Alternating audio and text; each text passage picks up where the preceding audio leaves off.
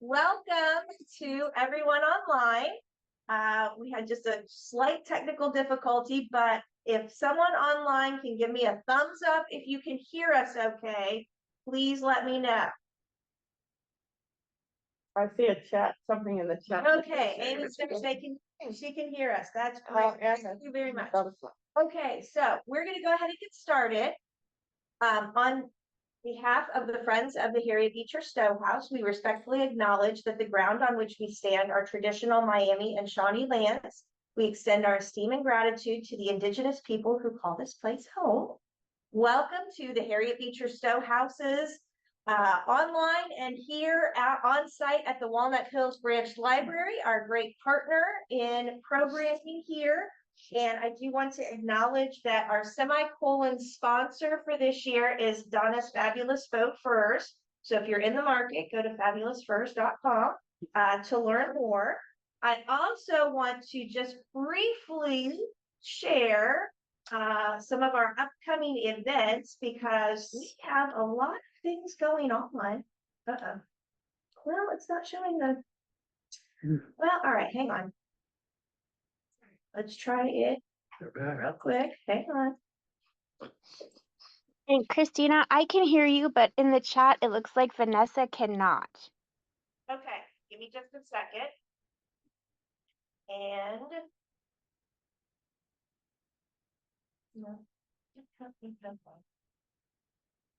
I wish Eric were here because he's more technologically savvy. She said she can now. And thank you. Great. Thank you so much. All right, I'm gonna just do a quick. No, I'm not. Okay. Well, we'll just say that we have a lot of upcoming events, and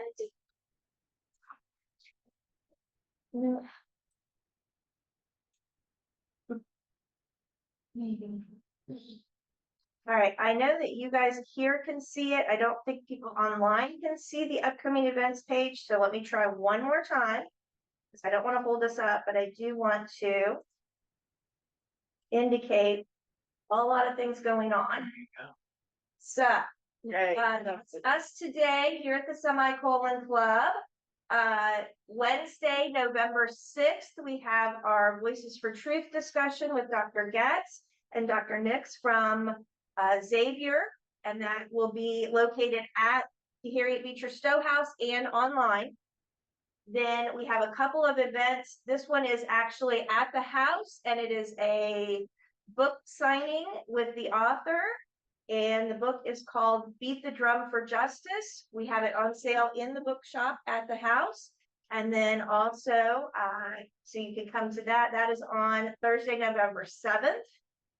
And then we have our specialty tour, which is more a presentation than a tour, but it's really good. It's called Pen as Pulpit, Considering Harriet Beecher Stowe as a Public Theologian.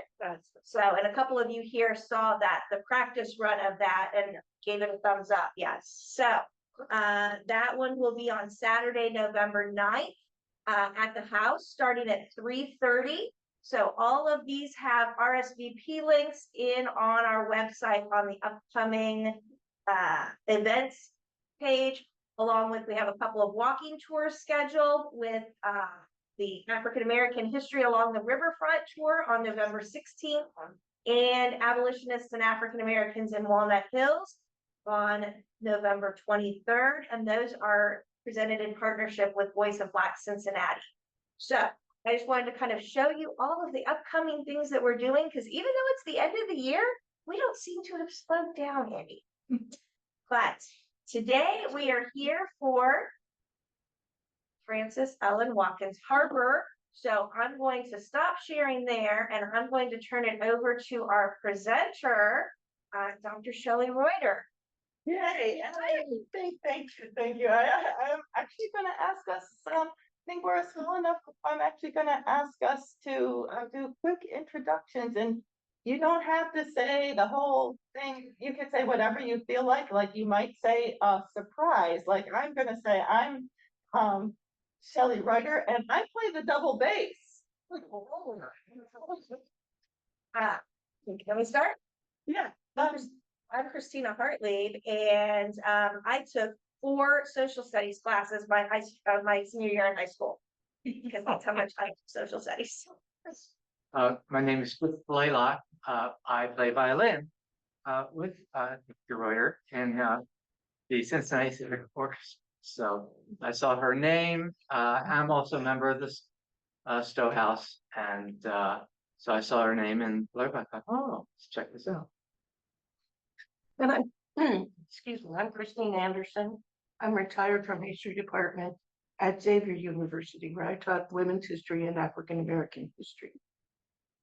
And I'm John Getz, shameless plug for the upcoming discussion in early November about the Charles Chestnut's wonderful book, powerful book, The Marrow of Tradition, about the Wilmington massacre of 1898.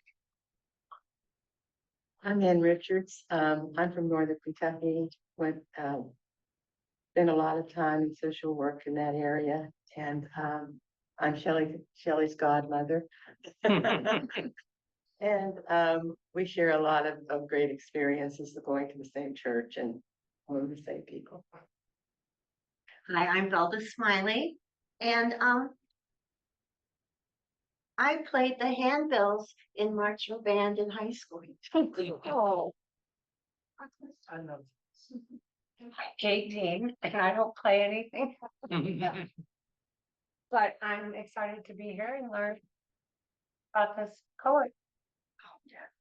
I'm Marty Lenz. My unknown thing is I'm an engineer. I am not I have no education in history or anything, but I'm a self-proclaimed history nerd. Absolute autodidact. I'm Linda McGee, and while I took piano lessons for maybe 12 years, I'm not very good at it. My teacher kept me in tears a lot. I'm a great audience. Music. So important. Enthusiast. Absolutely. We can acknowledge the talent in people. And I know Christina from the museums and historic sites, and I adore her. So I'm glad to be here. We would also like to invite our online people to say hi, and I'll just call your name as the order is on the screen. So Jamar, am I saying that right? Yes. Thank I'm you. Jamar. I'm attending for a class for school, so Thank you. Gail?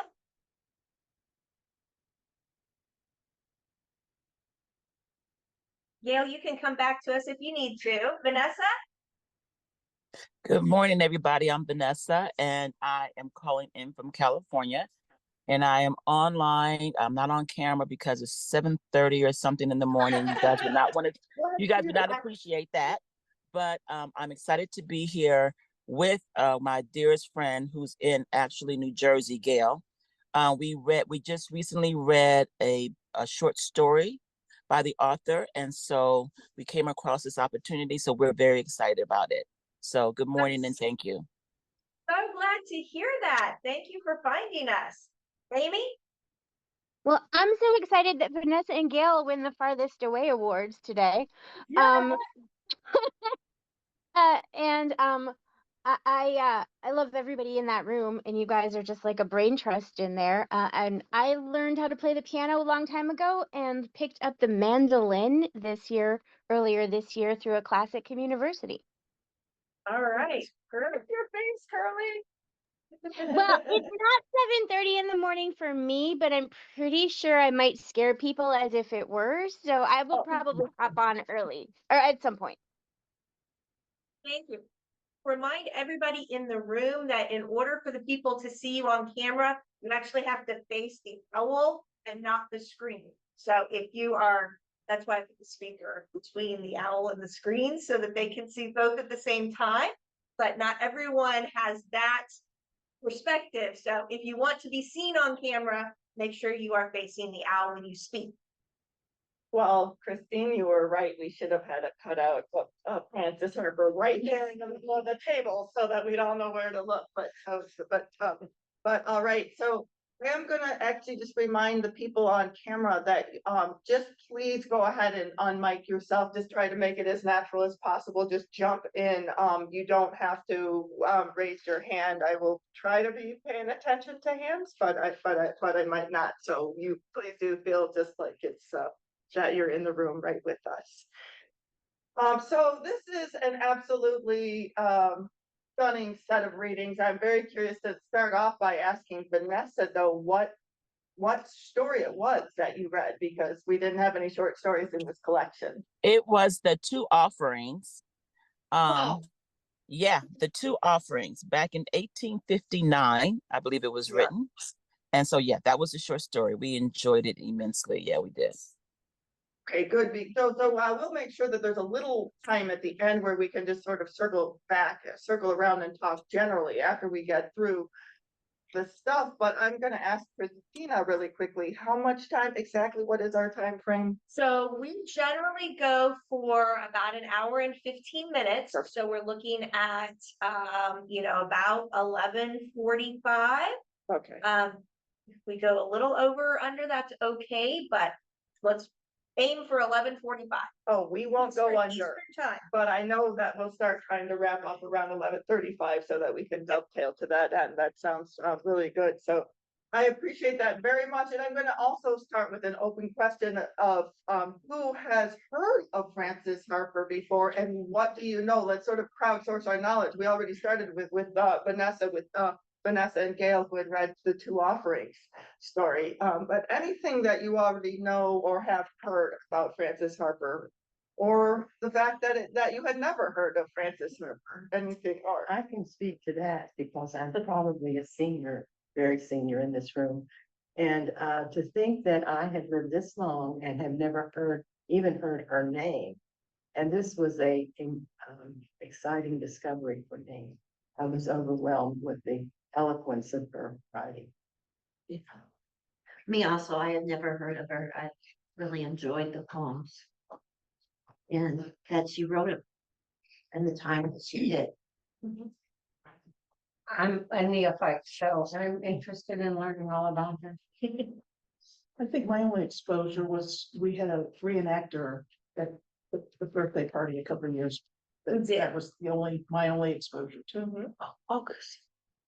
I have never heard of her before, but I know Christina and I like to learn, and I thought that this was a good opportunity with a bunch of scholarly people. Christina, I'd love to hear you have some things you know a lot, some things you don't. So, I was not really familiar with her until a few years ago, and I don't know if I was talking to you or if I was talking to someone else, but I had started to hear of her, but I hadn't read anything by her. We did have someone who was a reenactor who approached us and said, hey, I do this and I would be interested in coming to the Stowe House. She actually lives in Washington, D.C., and she happened to be in Cincinnati the same weekend as our birthday party for Harriet. So we put the two together, and that's why we were able to bring her at that point. So I haven't had a lot of exposure, but I've read a few things, bits and pieces in the last 5 years. And I will add, just of interest, that Christina is a really well studied historian. I mean, she's really kind of a badass historian. And she's really and pursues all this, pursues knowledge, and still, I think, sort of sketching this out. The exact same time period, even Frances Harper even spent a hot minute in the state of Ohio, and at least and yet still sort of we don't hear much about her. How about you, Gif? I think you told us how you got a little bit. Right. Read some of the readings, the poetry, the biography. It sounds fascinating, and I'm looking forward to getting some more information. See. So when I was teaching at Xavier, I had a class that worked on an exhibit for a wonderful website that is about what were called colored conventions in the 19th century. These were meetings of African Americans, mostly men, and they had no coordinating body, but they were sometimes city, sometimes state, sometimes national. In 1858, there was one in Cincinnati. Frances Ellen Watkins Harper was the only designated woman representative on that, in that discussion. And the big thing they talked about at that point was colonization. Their opposition to this idea that they should go back to Africa, a place they've never been. So another, yes, thank you, Christine. Brilliant historian in the room who is actually, yes, this is very interesting that the issue of colonization, and that really is kind of the issue that separates Frances Harper from Harriet Beecher Stowe. You know, the idea that for Harriet Beecher Stowe, the idea that colonizing, going back to Africa, this place that you had never been, was even a possibility that was on the table, as opposed to Frances Harper, who was like, nope. Sorry, we're here. We deserve, equality and rights as Black people and as Black women in particular, too. So I'm curious, yeah, but what you said, you did look up the biography a little bit. What were some of the juicy things that struck you?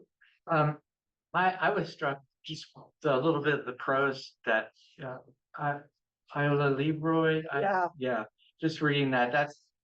I read literature from that period a lot, and it was really well written, and I'm going to read some more. I want to give anybody online the opportunity to say something as well. You don't have to, but if you are interested in talking about your previous connections with Miss Harper, go ahead. So That's okay. Go ahead. I think my exposure was Shelley. Like, we had a conversation before this discussion was planned, and she had mentioned the poet, and I had no exposure, and I'm ashamed that I hadn't. So I'm glad to have the opportunity to read her work. I hate to shame you, Curly, but you and I still have to work on that article together, by the way. So We really do. So this discussion might be a jumping off point, but so how about you? Jamar, did you want to say something? Oh, well, I'm currently enrolled at Ohio University, so I'm taking an African American Studies class, and that's why I'm here today. But just learning that she was one of the first African American women to publish a short story, her contributions to the Underground Railroad. And actually, I'm from Dayton, Ohio, and she, around, I think, 26 or so, left Maryland to teach at the Union School in Wilberforce, Ohio. So found that this would be interesting to add to my experiential journal that I'm doing for the course. Jamar, have you ever been there? Have you ever been over to Wilberforce? I've been to Wilberforce, but I'm not really sure where the Union School was, unless it was Wilberforce University currently. I'm not really sure, but it's 20, 30 minutes for me. It's not that far. See, good. And that's, I don't have that answer either, but I was kind of assuming, but I'm not sure. That might be some interesting research for us to do to think, like, got physical boots on the ground exactly where she was. How about you, Dr. Getz? She was contending forces, right? No, that's you're mixed up. Another amazing writer that is also associated with the National Association of Colored Women. But that is oh my God, Pauline Hopkins. Oh. So yes, that was just a little bit her junior. So Frances Harper, I mean, I think we've got, like, this was, I really appreciated the crowdsourcing. It's like everybody came in with something.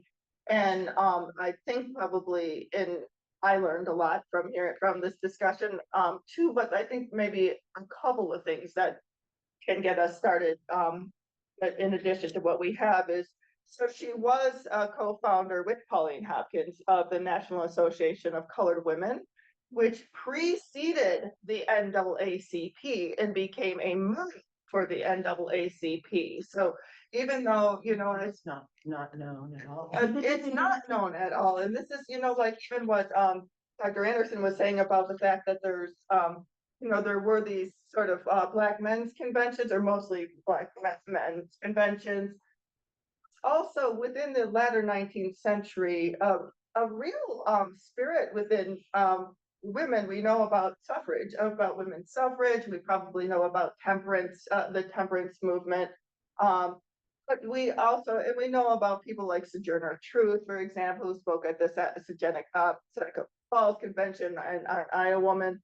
But we don't know just the level, the extent to which Black women in particular, Black women writers in particular, tended to be very involved as public figures and as public leaders as well. So yes. This has been mentioned, but I missed it. Where did she emerge from? Where did she, where is she from? So, well, this is done right, Baltimore, right? And then she was, I mean, that was most of her, or she just spent like that minute of her life in Ohio, but returned there, and then I think He was born free. Yes. He's a free.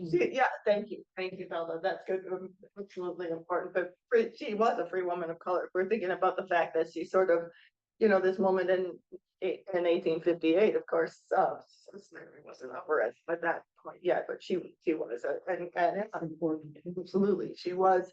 So she had the right to travel and move, but writing these really sympathetic poems. So I mean, I think that's a super important context, because her writing these poems that we're about to get into, like the slave mother and the slave auction in particular. She extended her experience and could empathize with those who weren't, for instance. Yes, and in fact, I think if we are ready to jump right into the analysis here, that will be our very first poem up on the grid, The Bible Defense of Slavery here. So I'm just gonna ask you guys if you can bring that up. It's if you are going from online copies, does everybody have something to look at? If you're online, you can click on the website and you can find the links. I'm going to give everybody a minute to find something or share. If you see your neighbor needing a copy, please send to them. Okay, so then, so what about this Bible Defense of Slavery? So what exactly does Frances Ellen Watkins Harper about this biblical defense of slavery, which of course we all know the background. I think that this whole idea that slavery was justified by the Bible. So what does Frances Harper have to say? I'll detect a little sarcasm. Just a little. Like a little, okay. But the tone of this poem. So the argument here, I guess, is another question that I'm going to ask. I'm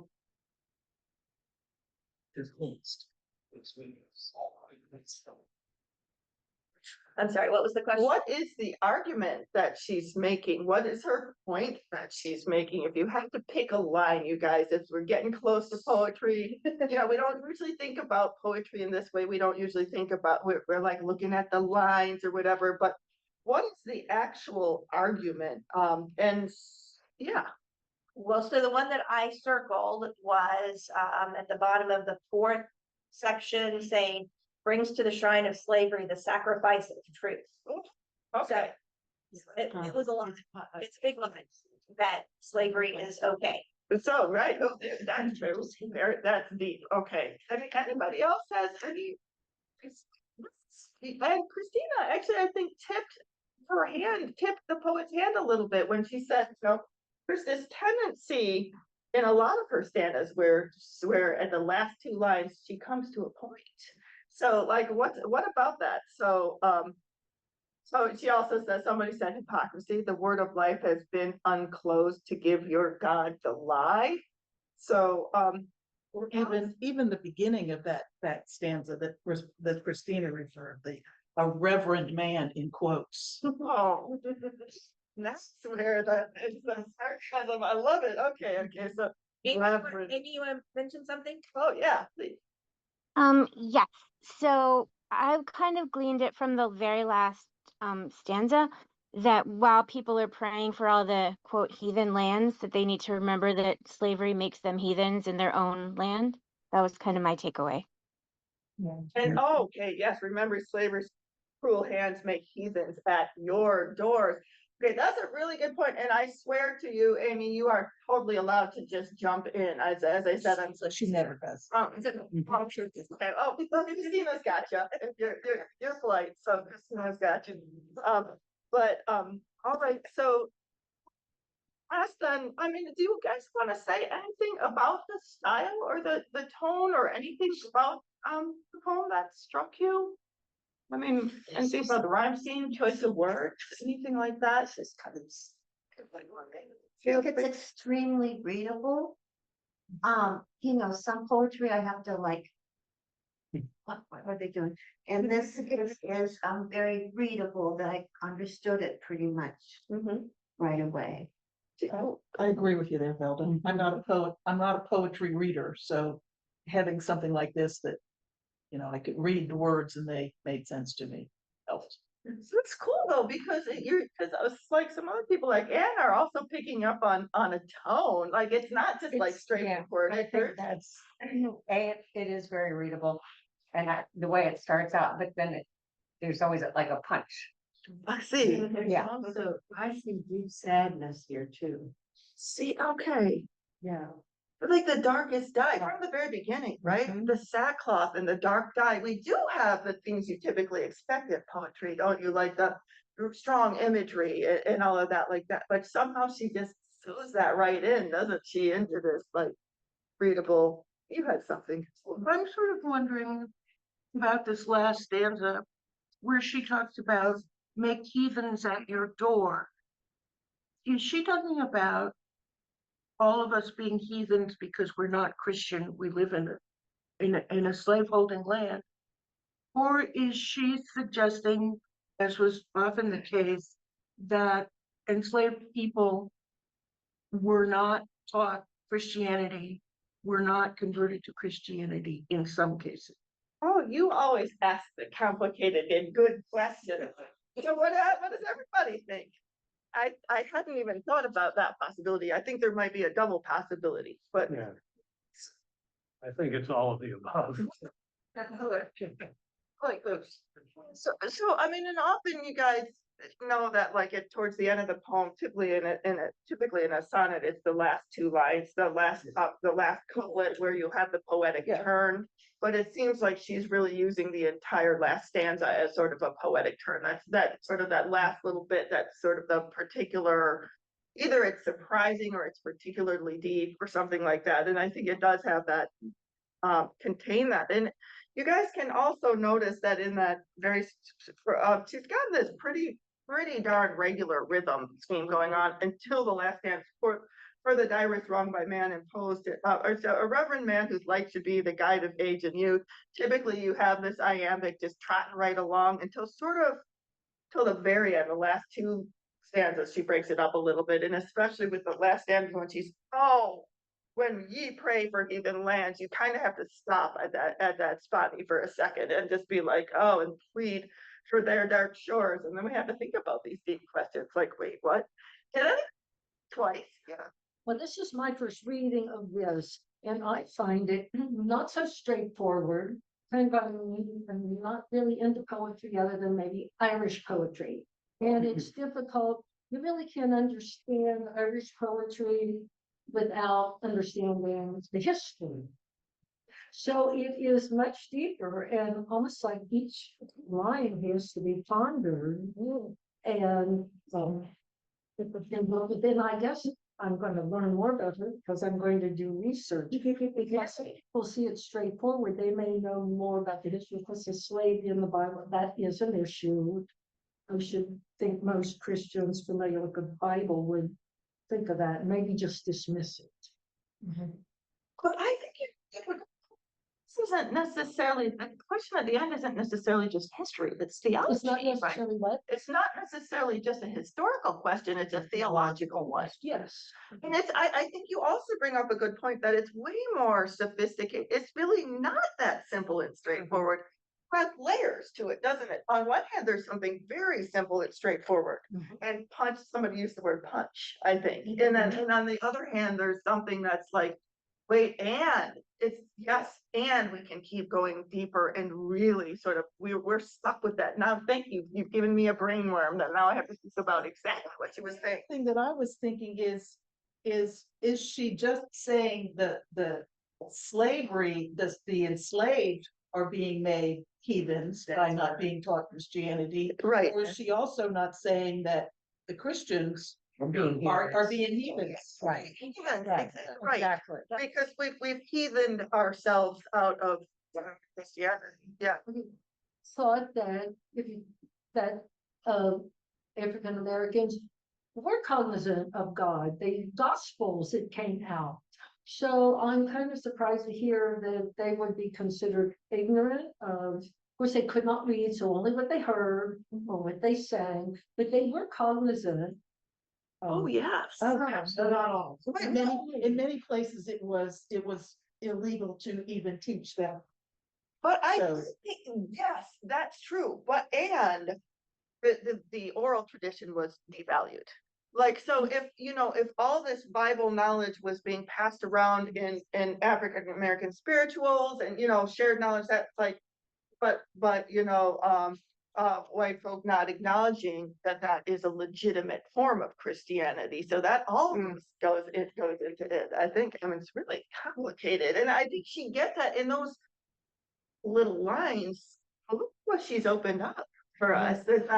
So, but what about a double standard? I think what are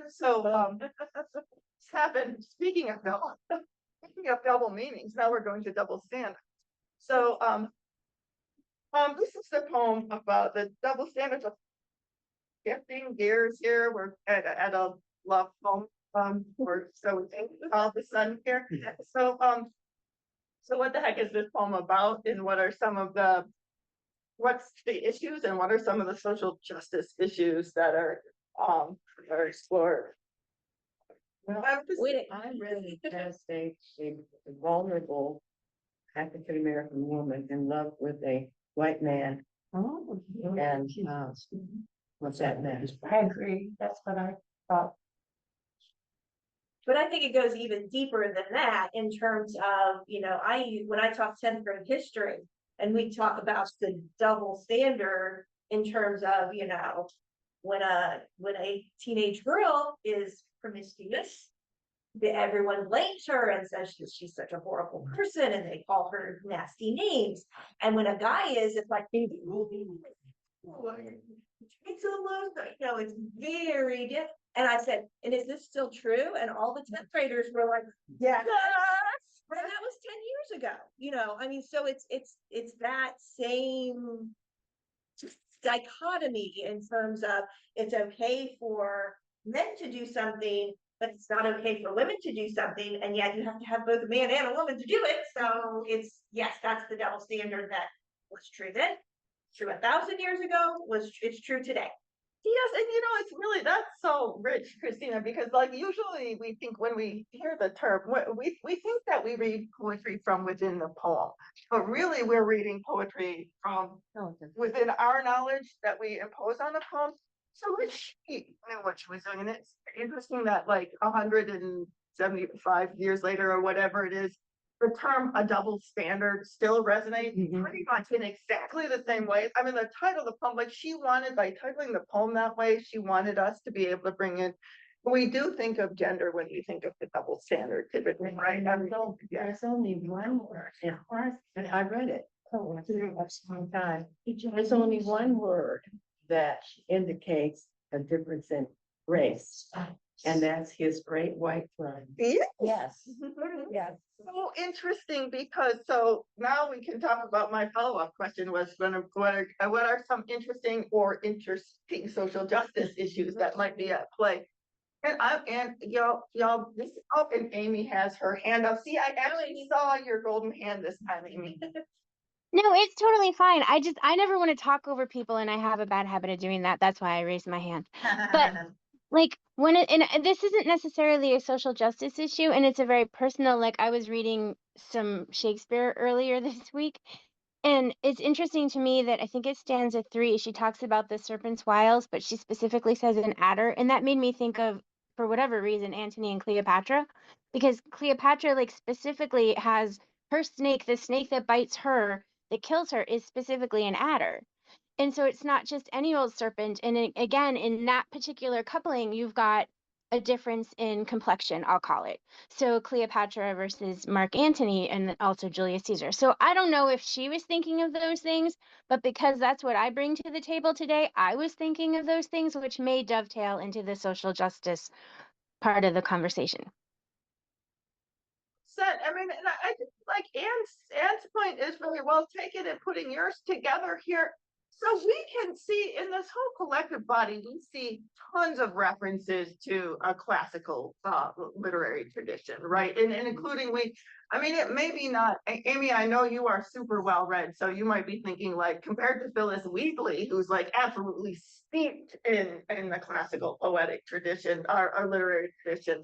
It's not as obvious, but absolutely clearly the references, the serpent references and everything. These are literary allusions of some kind. So we could literally spend an hour just talking about one theme, even this poem, if we went all places. But so you're thinking it does. That's really interesting what you bring up. Anne brings up the fact that there is some sort of suggestion at the very least that there's a power difference. There's a mention of the like can you blame me that I love them? Would this, like, generally speaking, the relationships between white men and black women were not mutually agreed. That's a polite way of putting it. yeah. So I was just, that was what it left me thinking, you know, can you blame me because I loved him? But were you loving him of your own volition? Or did you have to, the situation was, you know, and I'm sure he spoke beautiful quality words to her. Yes, and I mean, we know of the range of, we know even from like Harriet Jacobs' incident in the life of a slave girl, where Harriet Jacobs has a voluntary relationship with one black man so that she can get away from her enslavement. Who, I mean, it's really interesting. So what kind of sort of voluntary, involuntary, but there are cases where we have like in Iowa University, we have a case of right? I mean, and it's seduction. We have like a whole gamut. So interesting, but it is. How do you feel about this poem? I have to ask you that. Like, how does this poem make you feel? And It's a lot of questions. yeah, You know, in the first poem that we read, it seemed to me to be fairly understandable as to what the meaning was. This is a little bit more curious to me because of the things that aren't said, you know, and trying to put perspective on. see, and so, and then I think we have so much to talk about, as you can see. I feel a little guilty about putting out so much reading because we're not going to go through it in a fair way, but yeah, like The spelling is the 1, 2, 3, 4, 6, 7. I think the 7th stand is says it all. okay, now you're gonna make us Time has your 6. 4, 5, 6. Oh yeah. Oh, wow. Yeah. And yet day to day, I wear the brand of shame. Esther Prince. Yeah, clearly, yeah. Okay, see, and that would have been known in her time, and she's like, as we know, she's marking all even her contemporary literary books. So absolutely, and yet I wear the brand of shame. Yeah. Oh, good. And the first time I taught, Professor Ricky sending us, Senator Paul's document, here as one of the arguments that it makes is also about the double standard.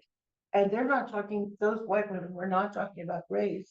Yeah. They were talking about who is punished, Who's playing? the power difference. Yeah. But that was also interesting during the suffrage movement, that the white women at one point didn't want to include the black women because they thought that would make their cause a lot more difficult. And in this case, I think it was an oversight because most of them were abolitionists. What that they talked about? Sex. A little more. Just the same word, just saying a word. You had something here that this is the fact that in her position, is in her intersectional position as a Black woman, she is able to speak to the gender issues pretty deeply with almost with a little bit of a magic and sort of encase it in the fact that, you know, patriarchy is not just about gender. It's about these other things too. And so, and the fact that she encases it in her last stanza, it's the no golden waves can turn the scale of justice in the sight. So it's a really high-minded poem, right? I mean, it's talking about global and like historical justice. It's you know, poem, but And I'm reading all of this, what I keep realizing is that she was a free Black. Yeah. That she was able to feel into and enter into the position as a person who whoa, enslaved. yeah, Is makes, to me personally, makes a huge difference. Well, and not only being free, but having been, we can work in a Quaker's home where she had so much literature and knowledge available to her, and she was allowed to, study. But that also makes it obvious too, how little difference it made in society, the fact that she was free. Because she had a Black face, she was, looked down upon. She was looked down upon as a Black woman. She was promiscuous in society just because of who she was, regardless of the fact that she wasn't a slave. And how did she become free? And did that impact her? She was. No, she was free. So you have your parents, but how did they not re-enslave her? she still would have been you would still have community. I mean, you would be in community. You would be likely to know, extended family members, whatever, some other folk who were enslaved as well. So, and so that sense, but just because you're a free person of color doesn't mean that you have all equal rights. So, that this was really interesting, but or if we can take on the next two poems as a set, because I'm going to be this huge spoiler, you guys. And I'm going to tell you that in the poem, so we know Eliza Harris. Does anybody recognize the name, first of all? So, Kevin, like the one, I know that when we're in trouble. favorite cameo. A lot of people, if your favorite cameo is when Eliza is carrying the baby across the river, baby George across the river. And we know that that's actually based on a real woman. But then we also know, but what might not be as obvious is in the poem Learning to Read, there's a character named Chloe. I think it's, do we know Chloe from Uncle Bluey? What? Let's see. Uncle Tom's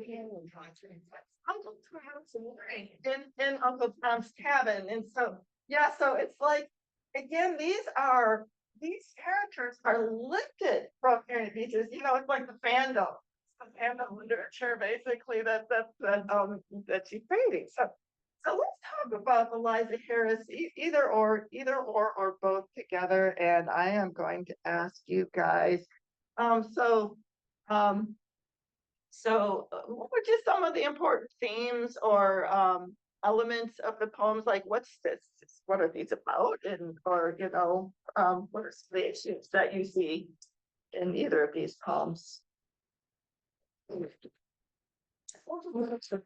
was interesting, the correlation between her fight of getting her child freedom and then Margaret Garner, who ultimately killed her children to ensure that they would not. And she wrote a Garner. Right. Oh, I think, in the Margaret Garner story is so, do you see these as continuous stories or as? No, I see them Stories. as parallel stories, but the depth of the love of a mother to risk her own life and just run to ensure her child doesn't have to suffer the same consequences. Okay, yeah, I think that's excellent. The absolute and total risk Sure, has anybody read Beloved? Okay, lots of folks have read Beloved, and I think this is kind of interesting because That's what I thought of when I read. she, so did she kill a child out of love? In Beloved, I think know it would be out of protection, okay, so that's protection out of fear for not wanting her children to. Eliza was lucky. Oh, see, so it is maybe possibly, you could almost see it in the same. She was person. lucky. The hounds, Did the it scent to of the hounds. Okay, oh yeah, that was a great line too. She got across the river from them placing the kiss on the jack. Her son, yeah. Yeah. In Margaret Garner's case, the hounds were at her heels. And she had no options. Yeah. It seems that this is as I read through the poetry, this poem was the one that's seemed to me to reflect that capacity to feel into something that she would never experience. She did it in such a powerful. So this is what scholar Kevin Clocky calls interiority, and sort of Morrison writes about this a lot too. The idea of sort of opening up a space, a mental and intellectual space for Black people, instead of Black people always being the characters who are written about as plot points, basically. That this is instead. But we see this Frances Harper is already doing this. We have a really rich interiority, even before like the one who's always giving credit for it. Oh my gosh. John, help me. The guy he wrote The American, he wrote Daisy Miller, he wrote Henry James is always given credit for the one for being the guy who sort of opened up the psychological spaces in people's heads. But Frances Harper is really doing this, giving this real depth and interiority already, 40 years earlier. And so, I mean, and then in the minute, and I take your point very well, like so fragile and lovely. This little minute where she stops, is, she's like on the ice and it's like, oh, like a lily that bends on it. And then the next minute she's thinking about the hounds or whatever, that sort of things. But Time showed them of finding the grave. oh, There again, might have been the exact same thought that Margaret Garner was having. Yeah, she writes, in agony, close to her bosom she pressed. The oh, life of her heart, the child of her child. yeah, and you guys probably have noticed how tight these rhymes are, haven't you? Like, oh my gosh, yeah. So the thing that I put, kind of, it sums up the whole poem, lovely, lovely, more powerful, ideal. Then there's this interlude in the middle that talks about the US hypocrisy. And it's that, oh, how I don't speak of my proud country shame. And it's like, it's just like popped down there, in the middle of this story, talking about the US hypocrisy and, Star Spangled Banner is not, that's not it. She can't help being an orator at times. I mean, she's just a natural orator. And Amy, go ahead. Well, that same stanza stuck out to me, especially how contemporary it still feels, because I know people are still having that very same conversation about, is the Star Spangled Banner as our national anthem as inclusive as we would like it to be?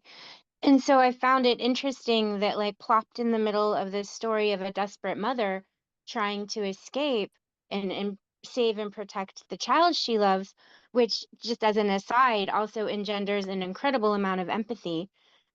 Is this like political commentary? Like, oh no, it's not. I assume, Vanessa, you mean the Star Spangled Banner is not inclusive. That is kind of where I was also headed. But Yes. like for Miss Harper to like put that in her poem with all these other larger, issues regarding family was jarring, but also, like I said, it's still a conversation we're having all these years later. yeah, isn't it like, yeah, thank you for putting that in, Vanessa. Like, it's like all these young people, it's like, back in the day, let's go back to the day before people were questioning the Star Spangled Banner. And it's like, well, apparently I know, it's not fun. Go back pretty far to find that.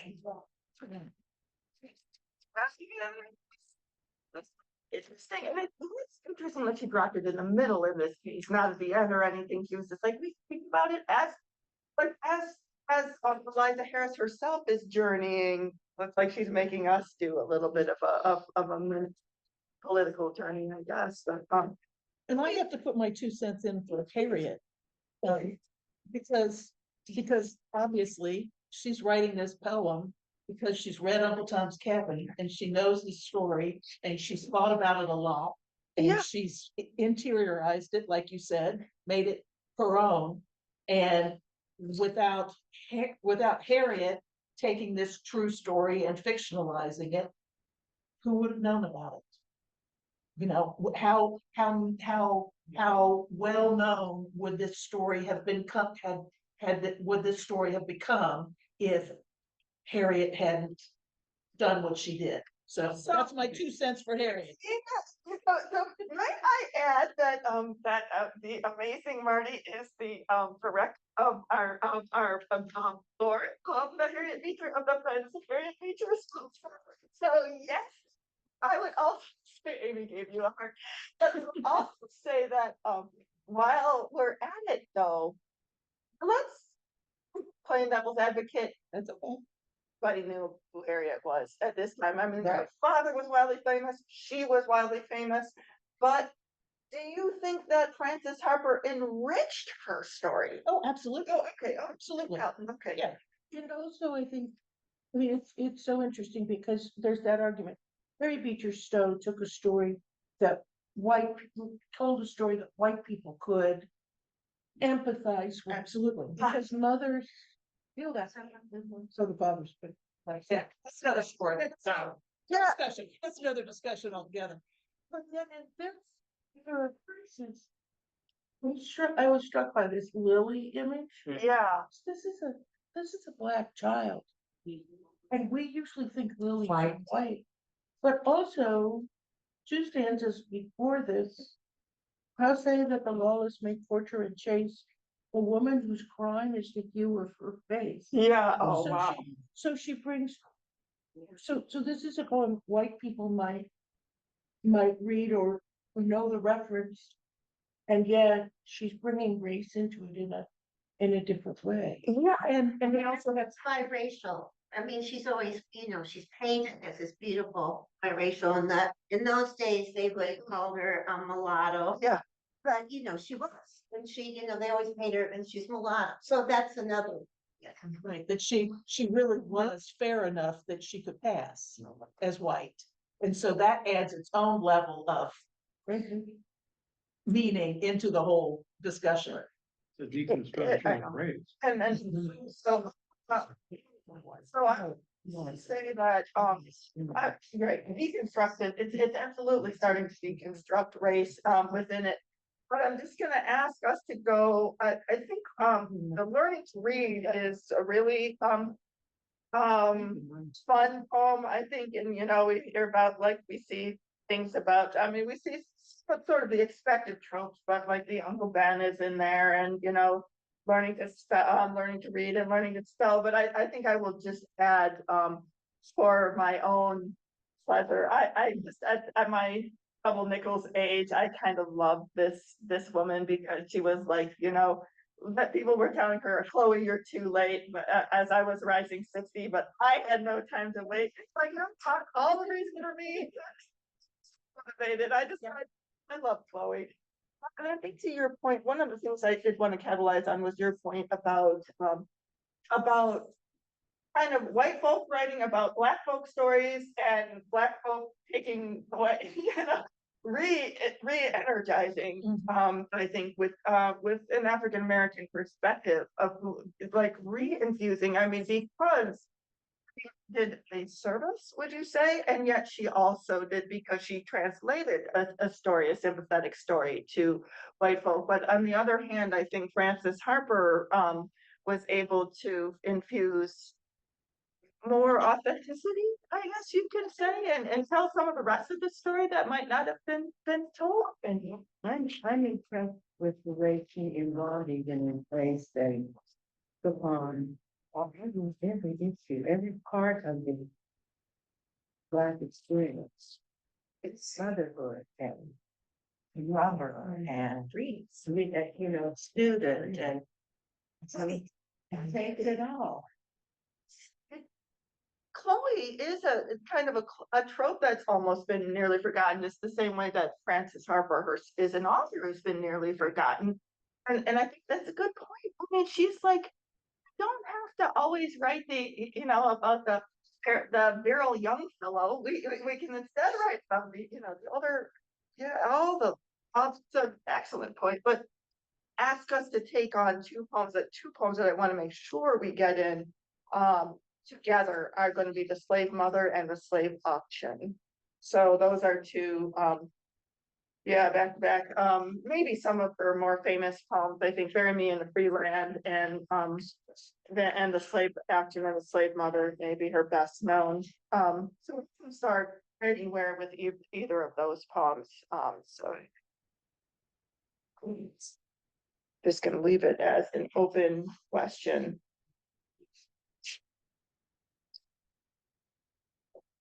Did anybody choose this as their favorite or most striking poem?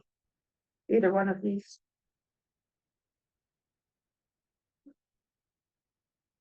I think we might ask you a little bit of a different question then to get us in, because they both begin in a different way than most of her poems begin. Most of her poems have this very regular, like song for the people that just let me make the song for the people, song for the old, some sort of very sort of, very sort of ballad-like quality to them or something. But each of these two poems, Slave Mother and Slave Auction, has kind of a startling beginning. So if anybody wants to just take that on. Yes, right. So the Slave Mother, heard you that shriek. Where is the iambic pentameter, please? You are not gonna, it's taking no prisoners here, right? Anybody just want to talk about the imagery or the affect of the poems? So Just from the documentaries I've seen and the books I've read, the whole slave auction thing, seeing that just is so disturbing. It's so dehumanizing. So dehumanizing. And the way they spoke about that, she's young and voluptuous and so make a good uniform. Or this one makes a good house. So Examining their food. examining their, like they were horses. yeah, that you're thinking, particularly with the slave auction, when the sale began, young girls were there, and that's like, and Amy has something. Go ahead, Amy. Well, just how humanizing the poem is, that you're talking about a mother, that she's giving a face and a voice to the voiceless, basically. And like one of the stanzas, one of the images, I mean, a lo- it's a hard poem to read, I think is the thing. So like Shelley, your question was, were these any of our favorites? I don't know, because I'm still sitting with it and wrestling with it. But she talks about in this poem the wreath of the family. I've moved my screen, so I'm trying to find where it is, the actual line. Wait a minute. Here we go. The only wreath of household love that binds her breaking heart. That's just a beautiful image. And the fact that like this woman's household was ripped apart is something that people need to kind of sit with, I think. And then, she concludes with, she's a mother and her heart is breaking in despair, especially at the time, I think. And all of you who are historians would know this way better than me, so I'm just speculating, but based on what you all have taught me.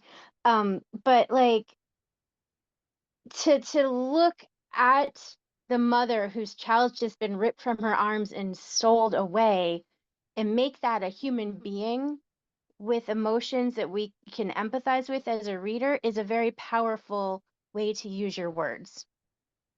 I think is how I want to say that. Does that make sense? It made sense in my head, I promise.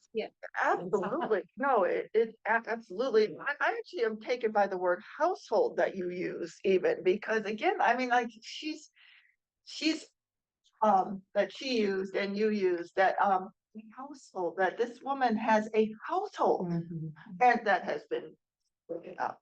Yeah, and where she says multiple times, he is not hers. you know, Right, yeah. It's not hers because he can be and Exactly has been right. snatched away from, to. already lost him. Oh, Right, she's resigned herself to the fact that even though she loves him, he's not hers and she has to be willing, able to live with the fact that she's losing him. well, the relentless repetition of that line, right? It's like, oh my gosh, you're gonna come at me again with that. Oh, you're gonna say it again. Oh my gosh. Yeah, yeah. We've read about these things, but it's only when I read this poem that I really felt what was going on there. Um, it was a historical experience. So the style, is it because of petitions or images or do you know why? Yeah, Okay. wrenching. So you had something that you were, oh, okay. So, yeah. So I mean, I just want to spend, we literally, like, if I were to teach this, I would have had, this would have been like 3 class periods, so 2 or 3 class periods, so I'm just like, It's really her powers of imagination and empathy with herself. I agree. Well, because of her fact, she is a free woman. And so she's having to really get into, to be accurate, to be able to accurately express what the not free. but you've been bringing up, and I appreciate it very much, and this is something that Tony Woodford said in the scholarship in the site of memory, where she talks about the fact that she says, I can't get it verbatim, but it's something like, there are the stories of the ancestors, and for the rest, there is the imagination. Right. Right. I think this is exactly, she's doing what, when Toni Morrison is theorizing an African-American canon that we understand collectively as an African-American canon. I mean, Frances Harper has already contributed to it pretty substantially. So, but Did she write these before the Civil War? I don't know my timing. yeah, So this is before she had children also. Well, 1860, she married and She had a married child. and and had then a with 3 child, children. right, And then- right. But if she was writing this in 1850. sorry, you're making me do math. Yeah, she did this she was writing these in the 1850s. Right. Then she was really, Yes, getting into it because she didn't have her own children. So yeah, she was it's more having than to, 25. she was so- having really- to internalize something that she, without personal knowledge. Yeah, good That point. Good makes it point. even more. So, Well, she married. we talk about this speech, and then I think so we are like an excited bunch, and I also wanna the folks who are joining us online, especially if you haven't heard anything yet, as we're wrapping up, it's 11:34 right now, and so theoretically we have, I think we can shut down by noon at the latest, but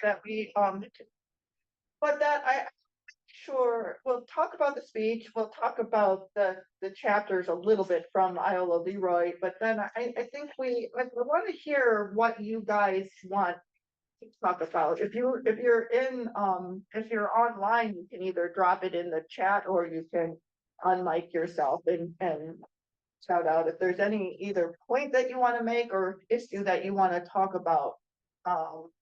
Please take a second to do that. And then in the room, the same way, if there's, so we're gonna talk about the speech a little bit. We'll at least briefly talk about Iola Leroy.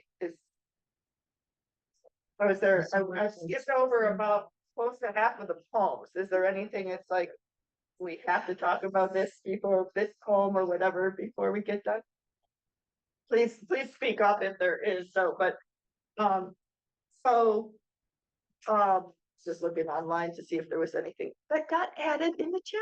Not yet, okay. Not yet. All right, so let's talk a little bit about this amazing speech from 1893. And my historians will know the answer to this question is 1893 a significant year in any way, shape, or form? Well, okay, you might not, because I'm like absolutely, I'm totally biased because in another life, I studied, the American West, and the closing of the American frontier is sometimes actually is 1893 is sometimes kind of marked as the year of the official, oh my gosh, what's Frederick Jackson Turner or whatever his name is, it's that sort of officially marked the closing of the American frontier. Now we have closed, we've already done it, we're done it. So now we have to figure out our identity as I think somebody might have added a message or So great information, connections to the Black experience in all time frames. Had to drop, but thank you for having me, and I'll see you online. For the next edition. And that was all from OU. Okay, it was a pleasure to have you, Jamar. So, but this is so we're thinking about this year. That happens to be the same year, and with the closing of the frontier. And people don't know what that means. Okay, please, yes. It's basically Turner is talking about the idea that we have now taken over all of the American. We have now, like, there are more spaces now that, not necessarily urban, but it's basically, there's no frontier line anymore. There's no, like, this is the east, this is the frontier. It's basically, we have taken over enough territory, so to speak, that there is no place that would be considered the wild, wild west anymore. Yes. Is kind of the Mission to call.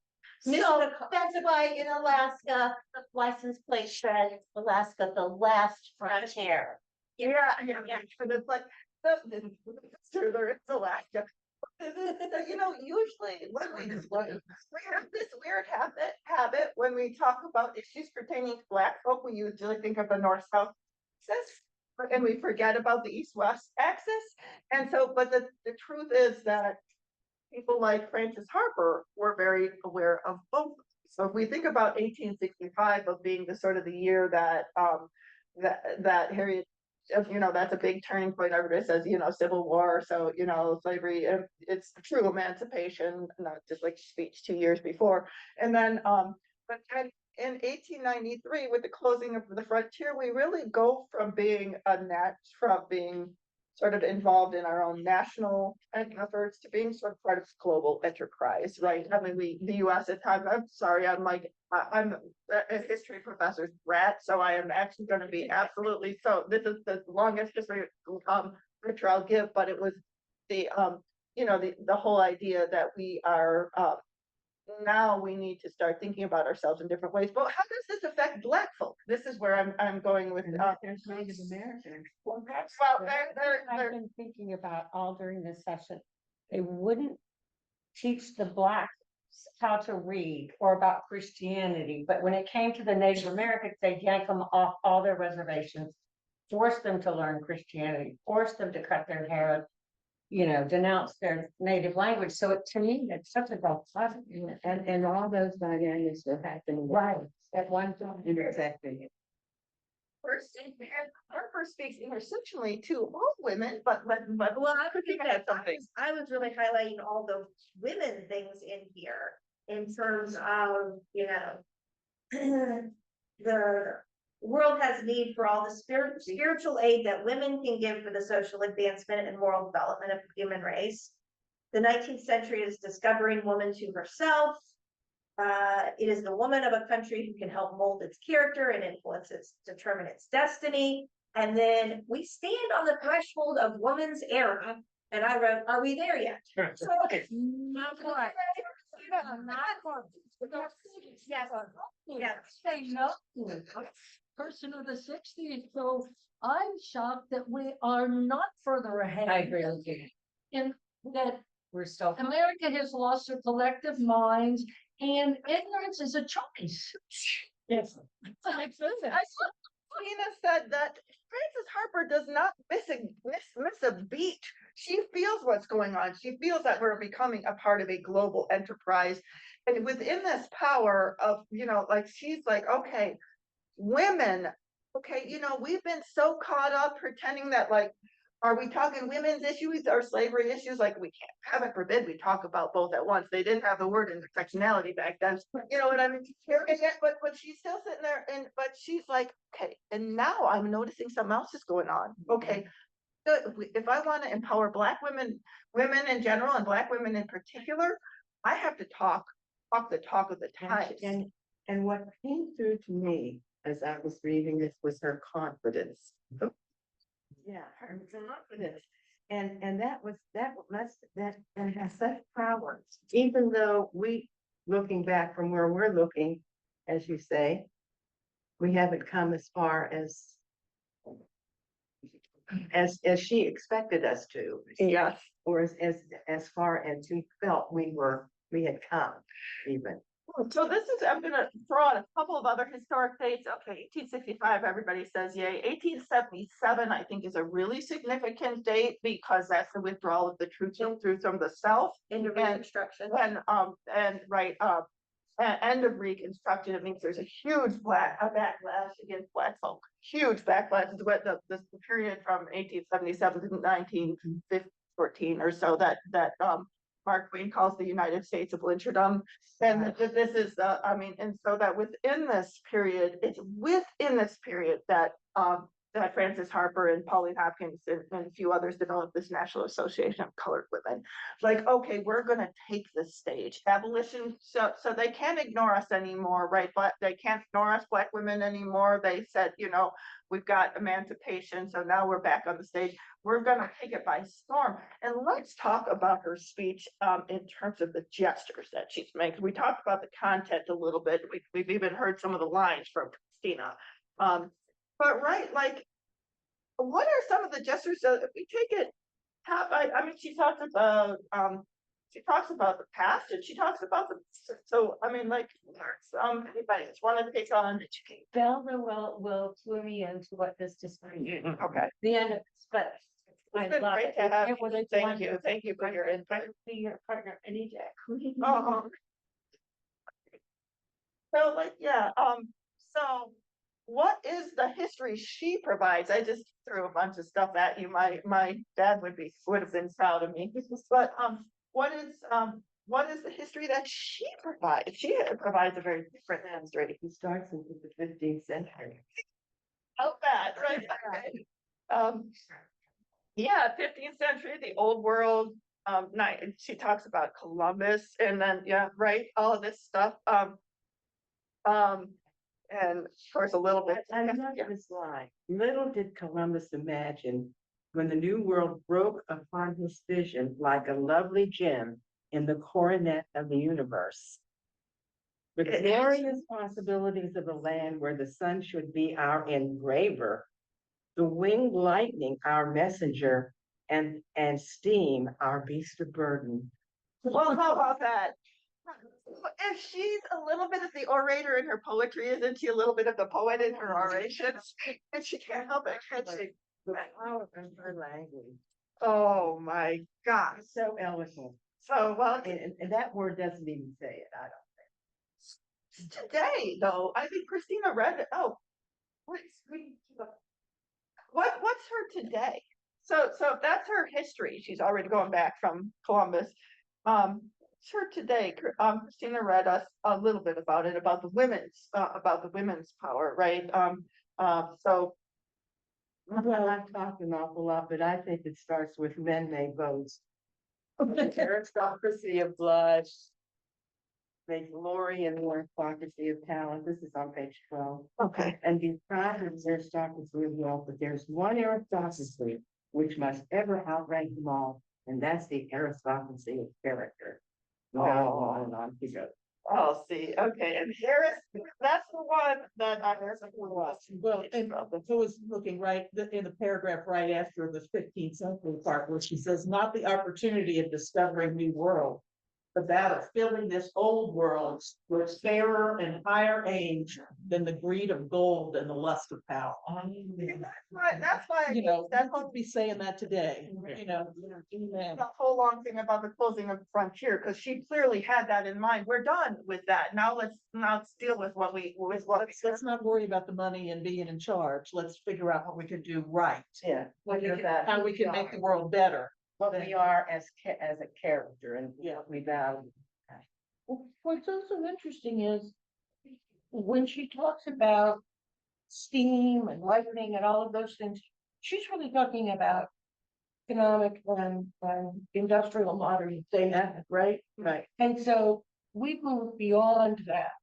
The other thing I just can't help but say, as a historian, as a historian who tried to teach my kids that Columbus didn't discover America. Kindergartner came home and said, I said, what did you learn today? We discovered that Columbus discovered America. Yeah. She's got it absolutely right. But the 15th century discovered America to the old world. Yeah. And I'm like, Yeah. That's right. Yeah. Just adding those words. Still All the different. hard time getting it. But I love the next part of that sentence. The 19th is discovering woman went to herself. Did it work? She was there, yeah. Tried, right? I mean, she tried. So how did she get it to work? Guess that's the question. We just need to start. We just need to keep working at it, that's all I can say. Mail it. What did she say? Nail it. It's- Well, we need young people engaged. Some of the young people and the young women, when I entered law school, there were 8 women in the class. I think 1 African American. I don't know how many graduated 3 years later. And then, of course, after that, there were like 100, and now maybe there are more than 50% of women in graduate schools and in professional schools. But I'm not sure what is a public with young people, how engaged they are in seeing the country, the future, people, not a myopic view. Is education, I mean, we in the United States still don't teach Spanish. Sesame Street was doing it for preschoolers, but they don't do it for elementary when it's easy to pick up things. So they're not even thinking of the most prominent foreign language. So I'm not sure if education has held back or helped their parents.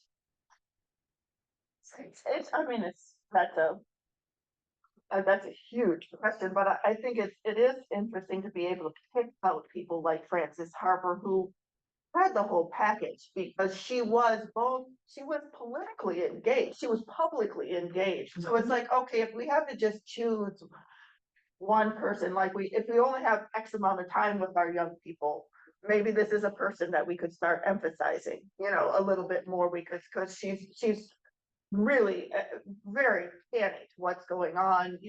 She's super literary and she has all the beauty and the affect, but she is very much involved with the movement in her own time. So studying her both sort of as a literary and a historical figure, if we only have X amount of time to teach young people some of their roots or whatever, that's one thing. But I mean, I think what you're saying though is that, we are so advanced in so many ways, and all of the young people take for granted what they have, which is what young people have to do. So they don't know the history. I think that if they're taught the history, they would say, oh my goodness.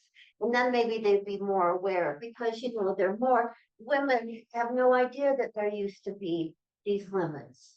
Young women don't know that they couldn't own a house, that they couldn't vote. I mean, they can't imagine such a thing. And I think they need to have voice. I think it's not only about learning the past and how far we've come, but it's also about learning about.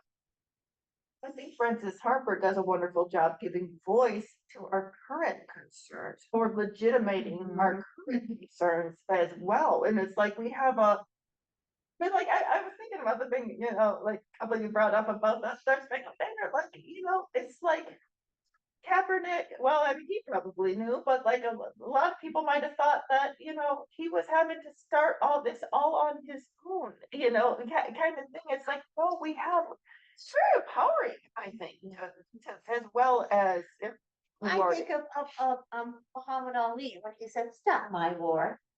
I'm not gonna fight, this is not my war, it's your father's war, you know, but, you know, Frederick Douglass said that, you know, this isn't my holiday, the 4th of July is not my holiday. And you know, it's like if the more you know, then you can connect some of these. I'm wondering, I know that we have our 1191, so wondering if we want to quickly take a little stab at just an informal stab. I'm just looking this.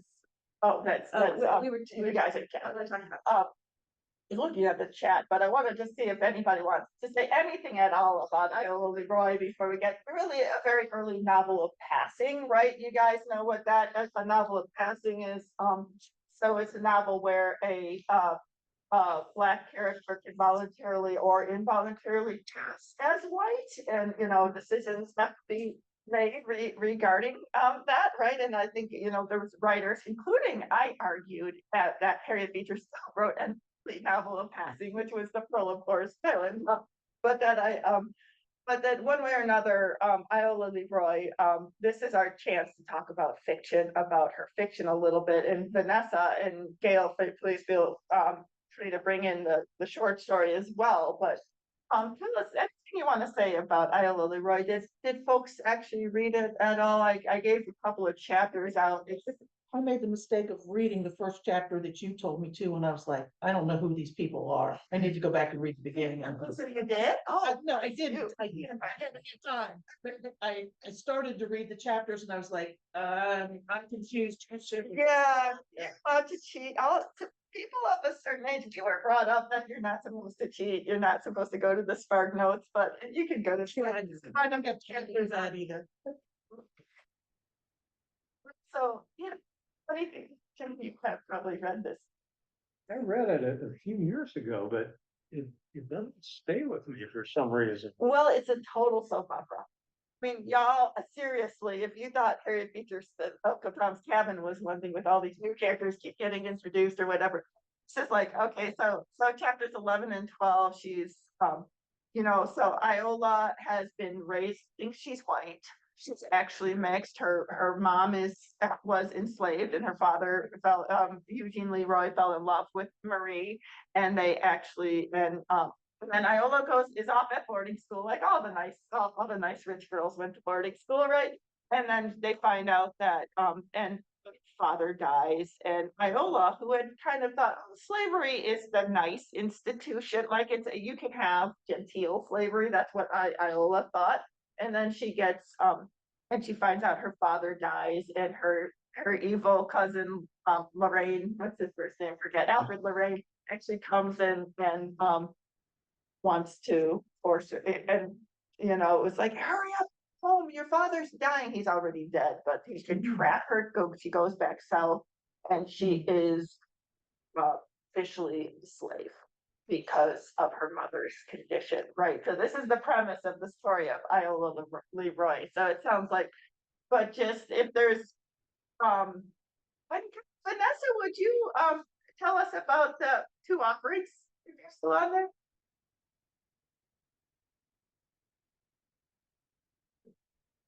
I don't know if she heard you. Yeah, you're here. I'm here. Sorry about that. Yes, I will. So, we, just to start a little background. So Gail and I happened to, we decided that we wanted to read short stories together, right? Because, you get a lot of, bang out of that, just a lot of short stories. So anyway, we came across this book that of Black authors who have written short stories. And the first story was The Offering by Frances. And so it was really interesting. I mean, I don't want to give it away in case it may, anybody wants to, a spoiler alert, in case anybody wants to read it. But, it gave a really great perspective of how these particular two, they were cousins, their two cousins, how they view their view of love and what's in their core, what's really important to their core, as far as their core values when it comes to love. So I found it very, very interesting. You have one person who was from an affluent background and family, and though they're both cousins, and the other one who didn't grow up as affluent, but grew up more with love and generosity and kindness and so forth, and how they both saw love a little differently and was willing to tolerate or to compromise, I would think, their values, or not willing to compromise in one person's case. So I don't want to spoil it, but yeah, it was a great, great read. Enjoyed it. Yeah, Oh, that's good. So yes, everybody is going to be looking up that story. That was good. all right. And I want to give everybody a chance to have a last word. I'm done. So I want everybody to have last word. Christina gets to shut down the house, but I do want people to have any sort of last word. I'm gonna Start Good. by saying my last word is gratitude to Shelley for introducing me to this amazing, amazing author.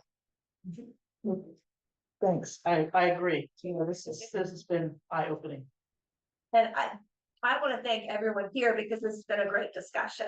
And this is really what we really like to envision that our seminar style discussion series can be. And so I just want to thank everyone here to say, this has been a great little Saturday morning talk. Great. It really has. You all have helped me see things in this work that I would not have seen because I read in a different way. And I'm especially appreciative that your questions and your follow-up made so much more visible in these writings than I was seeing originally. Can you tell me about that? Like what's the way versus the different way? And I don't want to hear. Well, so when you're getting ready for your preliminary exams in history, you read a book a day. And so, you know, the main themes. I can put Frances Ellen Watkins Harper in context, but the sensitivity to particular not words, but also situations in ways that I'm not used to looking at things like that. That we literary scholars and historians need each other, Christine.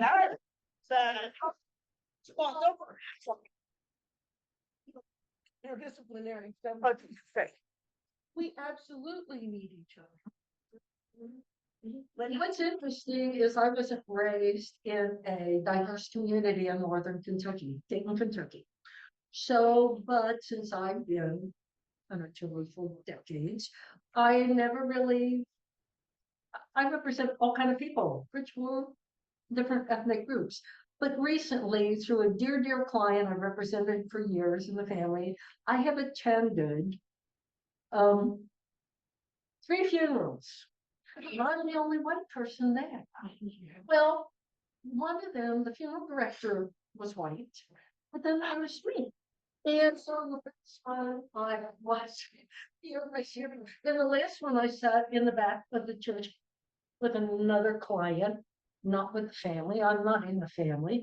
And all of a sudden, wife comes up and says, or the daughter-in-law says, you have to come up front. And I'm like, no. And I was very conscious, first of all, of I did not want to be a distraction. Like, who is that woman? Unless you've been to the, and I did that with one of the repasts at the funerals. I set off by myself. I'm there. They wanted me there. Okay. So then they dragged me, not literally, but it came to me in my discomfort, and I've never articulated to anybody but my daughter, is that African Americans have probably felt that forever. And I was surprised that there was a choir of men. Men don't take offense. The white men don't know how to dress. dressed so just beautiful when they sang. But I thought on TV, how were Asians, African Americans portrayed? And they have lived through that. So that discomfort, I'm still pondering, but I mean, they're people I love. And call me sister, you know, and it's been an interesting, but it is a journey. And sometimes we can live in an isolated, there are a lot of worlds that don't intermingle. And so, and you don't have to intermingle, and it just so happens I kind of have been, and I'm The experience of being the other. Yes. For the It was surprising. Now, I'm also the other in my children's families. I don't fit in with them because they kind of engage too much drinking, you know, partying, and they have a lot of money, and I'm the poor Grammy. So it's kind of the same kind of thing. But just fitting in and just being helpful and doing what we can do as we walk in kindness. One of the things that I thought of, I see that was Michelle Buttercup, you know, I'm a professor and a professor's daughter, so that I get the double whammy. But I am struck by the grace of the experience of reading Frances Harper. I mean, absolutely being able, I think of being invited into Frances Harper's world as a form of grace. I mean, honestly, and if you guys do get a chance to read all of Iola Leroy's, like we get to know some of the world, like, you know, at the very end in chapter 31 and 32, where she debates whether to marry the white guy or the African American guy, like the white guy thinks he's all liberal and all progressive and stuff, but it's like he still wants her to pass permanently, whereas the other doctors, as it happens, so, but that the other doctors, like you could just be your whole self, you can bring your whole self to the table. I think like Frances Harper let us into this world of African American folks, and by us it means African American readers, white readers, whatever. In a way, there was such an extension of grace that Frances Harper offers to us. Amy has something. Okay, Amy. Well, it's along the same lines, so I'll be brief. Like, I'm not a historian, but I studied literature in my undergraduate degree, and for me, stories and poetry are an entry into other people's thoughts and hearts and minds. And I think that storytelling is so incredibly important to it just to create that empathy, create a world, to create an entry, like Shelley was just saying, into other people's imaginations and your own imagination. And like that, like kind of tips me into learning some of the history, which I don't necessarily know because I know the stories of fictional characters that bring me into that world, if that makes sense. And so I just want to again express gratitude for the opportunity to have this semicolon club and have these discussions and have exposure to works we might not otherwise have. I think it's such a powerful and impactful way to engage readers and the community and people. So thank you. Let's word about how we got our name, the Semicolon Club. Well, the Semicolon Club comes from a reading and writing club that Harriet belonged to in the 1830s. So that's where we are in Something here. Vanessa had something. Hey, Vanessa. I just wanted to piggyback off of what Amy said. So as an African American woman, I am just, my heart is so full right now because one, I'm two, not a scholar, not a historian, just a layperson. Attended a couple of book clubs, but nothing like this, and having the opportunity to experience this. And it just was happenstance, which I just happened to, Gail and I read that short story, and then I was looking online and I just happened to find this invite. I was just looking, and I'm so grateful, and my heart's so full. I feel so, and also proud of my ancestors, you know, having that opportunity to really have dialogue and discussion about, like, kind of like what Amy said, like just kind of looking into their minds, into their experiences back then. But I'm just beyond grateful today. I really am. So thank you so much. Really appreciate it. Like it comes around and goes around. Please, please, please be part of our community. We're so glad to have you here. Absolutely will do that. Absolutely will. That's great. We very much welcome you, Vanessa. That's wonderful that we have people all the way out in California that are listening to and participating in our conversation. We live to see.